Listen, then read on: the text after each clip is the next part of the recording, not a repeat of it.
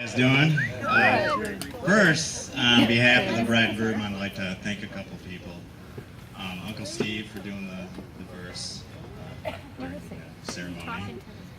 Keith, actually our DJ, has been with us the past 3 Tarkane weddings. So.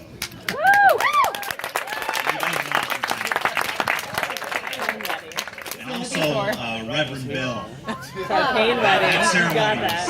I'm sure you all agree, was great. He actually got ordained for us. So, thanks. I think I met most of you guys, and if you don't know Mike's son, He needs to speak up. when I was writing this speech, Do you want me to yell it I out? was thinking about Yeah. father-son dynamic. Babe, speak up. He's alright. I was writing this speech, I was thinking of the father-son dynamic, and I have a son. And so one of the things you want for your children is to carry your values and character traits that you have. So I asked my wife, I said, so what are some personality traits that me and my sisters have, you know? Without putting down her phone, Marie says, "You are the most stubborn people I've ever met." I said, okay. Oh yeah. And it's true. Oh yeah. My dad is actually the second most stubborn person I know. First place is Grandpa Tarkane. And, Yeah. sorry. Yeah. I have them numbered. So it's obviously genetics. As you can imagine, sometimes that backfires when your kids are just stubborn as you are. And if you didn't know, me and my dad have these debates, as we call them. And, these debates usually happen at the dinner table, and they involve politics or social issues, usually. But the really fun ones are the subjects that absolutely have no value, like the existence of mermaids. This actually happened. I remember that. Yeah, we were at Thanksgiving. I'm not gonna tell you who thought what, but it went a little something like this. Hey, did you hear they found a mermaid?